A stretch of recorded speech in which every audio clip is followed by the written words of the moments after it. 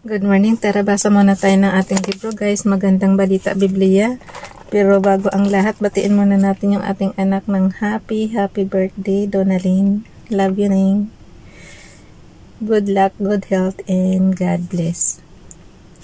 Okay, nandito na tayo sa Unang Hari, chapter 19. Nagpunta si Elias sa Sinai. Basa. Unang Hari, chapter 19, verse 1, sinabi ni Haring Ahab sa kanyang asawang si Jezebel ang lahat ng ginawa ni Elias at kung paano pinatay ni Elias ang lahat ng mga propeta ni Baal. Verse 2, kaya't nagpadala si Jezebel ng isang sugo upang sabihin kay Elias, patayin sana ako ng mga Diyos kung hindi ko gagawin sa iyo sa ganito yung oras ang ginawa mo sa mga propeta. Verse 3, natakot si Elias na mamatay kaya't umalis siya at nagpunta sa Beersheba at sa lupain ng Juda kasama ang kanyang utusan. Iniwan niya roon ang kanyang utusan, verse 4, at mag-isang pumunta sa ilang. Pagkatapos ng maghapong paglalakad ay naupo siya sa lilim ng isang puno at nanalangin ng ganito, Yahweh, kunin na po ninyo ako po'y hirap na, mabuti pa pong mamatay na ako. Verse 5, pagkatapos nahiga siya at nakatulog, ngunit dumating ang isang anghel, kinalabit siya nito at ang sabi, gising na, kumain ka. Verse 6, nang siya lumingon, nakita niya sa may ulunan ang isang tinapay na niluto sa ibabaw ng mainit na bato at tubig sa isang lalagyan. Kumain nga siya at uminom. Pagkatapos ay nahiga muli, verse 7, ngunit bumalik ang anghel ni Yahweh, ginising siya muli at sinabi, bumangon ka at kumain, napakahaba pa ng lalakarin mo. Verse 8, kumain nga siyang muli at uminom at ang pagkain iyo'y nagbigay sa kanya ng sapat na lakas upang maglakbay ng 40 araw at 40 gabi hanggang sa Sinai, ang bundok ng Diyos. Guys, bakit ganon? Mahilig sila sa 40 days and 40 nights. Naalala niyo rin kay Moses nang pumunta rin siya sa bundok para yung tablet ng commandments. 'Di ba 40 days and 40 nights din siya, tapos bumalik ulit kasi nabasag yung another 40 days and 40 nights ulit. Ito naman si Elias, ganun din. Naglakbay ulit siya ng 40 araw at 40 gabi hanggang sa Sinai, ang bundok ng Diyos. So, yun na. So, napakahalaga ng 40 days and 40 nights, Ito kaya, wala rin kain-kain kaya to kasi si Moses walang kain talaga yan eh. Walang kain, walang inom, pero nabuhay ng 40 days and 40 nights pa rin. Yan ang miracle talaga, guys. Kaya yung mga propeta, yung kanilang mga talaga, galing talaga kay Father God. Okay, nandito na tayo sa Unang Hari chapter 19. Kinausap ni Yahweh si Elias, verse 9. Pumasok siya sa isang yungib at doon nagpalipas ng gabi. Walang ano-ano yung nagsalita sa kanya si Yahweh. Anong ginagawa mo rito, Elias? Verse 10, sumagot si Elias, Yahweh, Diyos na makapangyarihan sa lahat, ikaw lang po ang pinaglilingkuran ko sa tanang buhay ko. Subalit sinira po ng bayang Israel ang kanilang kasunduan sa inyo. Winasak nila ang inyong mga altar at pinatay ang inyong mga propeta. Ako na lamang ang natitira at pinaghahanap nila ako upang patayin din. Verse 11, ganito ang sagot sa kanya. Lumabas ka at tingnan mo nung araw, guys, nakakausap talaga nila si Yahweh. Kahit si Moses din, nakakausap rin niya. So, yung mga propeta, nakakausap nila si Yahweh. Pero hindi lahat ng propeta kasi mayroong mga propeta ni Baal. Yun nga, hindi yun magandang propeta. Kasi nga, doon sila sa ibang Panginoon naglilingkod. Kaya dapat tayo rin matuto rin tayong kumilatis kung sino ang totoong propeta, guys. Okay, nandito na tayo sa Unang Hari, chapter 19, verse 10. Sumagot si Elias, Yahweh, Diyos na makapangyarihan sa lahat, ikaw lang po ang pinaglingkuran ko sa tanang buhay ko, subalit sinira po ng bayang Israel ang kanilang kasunduan sa inyo. Winasak nila ang inyong mga altar at pinatay ang inyong mga propeta. Ako na lamang ang natira Ako lamang ang natitira at pinaghanap nila ako upang patayin din. Verse 11, ang sagot sa kanya, lumabas ka at tumayo sa ibabaw ng bundok sa harapan ko. Pagkasabi nito'y dumaan si Yahweh at umihip ang napakalakas na hangin. Sumabog ang bundok at nagkadurog-durog ang mga bato sa lakas ng hangin, ngunit wala sa hangin si Yahweh. Nang tumigil ang hangin ay lumindol, ngunit wala sa lindol si Yahweh. Ayan guys, tingnan yung mabuti yung mga adjectives na ginagamit kay Father God. Okay, ulitin ko ulit.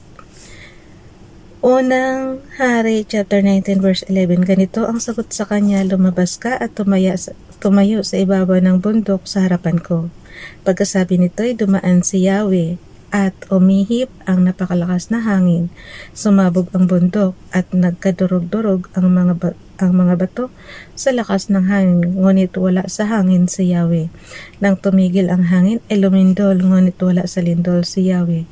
Verse 12, pagkalipas ng lindol ay kumidlat, ngunit wala sa kidlat si Yahweh.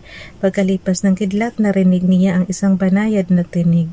Verse 13, lumabas si Elias, tinakpan ng balabal ang kanyang mukha at naghintay sa bunganga ng kuweba. Narinig niya ang isang tinig na nagsabi, Elias, anong ginagawa mo rito? Verse 14, sumagot siya, Yahweh, Diyos na makapangyarihan sa lahat, ikaw lamang po ang pinaglilingkuran ko sa tanang buhay ko, subalit sinira po ng bayang Israel ang kanilang kasunduan sa iyo. Inulit lang yung sa itaas guys, yung verse 10. Tapos ito naman yung verse 14. Sumagot siya, Yahweh, Diyos na makapangyarihan sa lahat, ikaw lang po ang pinaglilingkuran ko sa tanang buhay ko, subalit sinira po ng bayang Israel ang kanilang kasunduan sa iyo. Winasok nila ang inyong mga altar at pinatay ang inyong mga propeta. Ako na lamang ang natitira at pinaghahanap nila ako upang patayin din. Verse 15, sinabi sa kanya ni Yahweh, bumalik ka sa ilang na malapit sa Damasco. Pagkatapos pumasok ka sa lungsod at buhusan mo ng langis si Hazael bilang hari ng Syria. Verse 16, at si Jeho na anak ni Nimsi bilang hari naman ng Israel. Buhusan mo rin ng langis si Eliseo na anak ni Safat na taga-Abil Mihola bilang propeta na halili sa iyo. Verse 17, ang makaligtas sa tabak ni Hazael ay papatayin ni Jeho. Ang makaligtas naman sa tabak ni Jeho ay papatayin ni Eliseo. Verse 18, ngunit 7,000 sa Israel ang ililigtas ko, ang mga taong hindi lumuluhod kay Baal at hindi humahalik sa kanyang imahen. Ang paghirang kay Eliseo. Unang Hari, chapter 19, verse 19, umalis si Elias at natagpuan niya si Eliseo na nag-aararo. 12 pares ng toro ang ginagamit niya at kaagapay siya ng huling pares. O, ganun sila mag-araro guys. Ang dami naman ginagamit na toro. Ulitin ko ulit. Verse 19, umalis si Elias at natagpuan niya si Eliseo na nag-aararo. 12 pares ng toro ang ginagamit niya. Samantalang tayo isa lang, diba? Isang kalabaw lang yung gamit natin sa pag-aararo. Sa kanya guys, 12 pares, so ibig sabihin 24 yan. 24 toro. 12 pares ng toro ang ginagamit niya at kagapay siya ng huling pares. Pagdaan ni Elias sa tapat ni Eliseo, inalis ni Elias ang kanyang balabal at ibinabalabal kay Eliseo. Verse 20, iniwan naman ni Eliseo ang mga toro, humabol kay Elias at nakiusap, magpapaalam po muna ako sa aking ama't ina at pagkatapos ay sasama na ako sa inyo. Sumagot naman si Elias, sige, umuwi ka muna. Verse 21, umuwi nga si Eliseo, nagpatay siya ng isang pares na toro at iniluto. Ginamit niyang panggatong ang mga pamatok at mga araro. Ipinakain niya ito sa mga tao at sumunod kay Elias at naging lingkod nito. Bukas na itong guys, Unang Hari, chapter 20. Titingnan ko ilang page na. Bukas na ito, mahaba-haba Kinubkob ang Samaria. Okay. Ang galing nila, ang galing ng mga tao noong araw, guys, no? Kasi nakakausap nila si Yahweh. O sa bagay, pili lang naman ang nakakausap ni Yahweh. Pero ganun pa man, sa panahon ba kaya natin ngayon, may tao rin kayang nakikipag-usap kay Yahweh ng yung nakikita din nila. Okay. Pero ang karakter ni Yahweh, bakit ganun? Nung lumindol, ng malakas pero wala doon si Yahweh. Pero nandoon siya sa harap ni Elias, ha? Pero bakit ganun? Parang hindi niya maipaliwanag yung totoong figura ni Father God. Kasi sa kumidlat, wala din doon si Yahweh. Pero nung magsalita na siya, narinig lang niya eh. Ibig sabihin, maririnig lang yung boses ni Yahweh. Hindi talaga yung yung makikita talaga ng katulad natin ito, harapan. Okay, hanggang dyan na nga. Ang dami nating tanong. Pero magbasa rin kayo, guys. Kasi yung pagbabasa naman, at least kayo mismo, maunawaan nyo yung pinabasa nyo. Kahit marami kayong tanong. Alam nyo, faith lang naman talaga ang importante eh.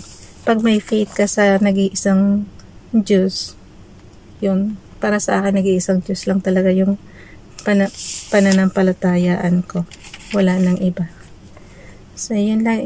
Yung pinanampalatayaan kong Diyos is yung Diyos ni Abraham, Isaac, at Israel.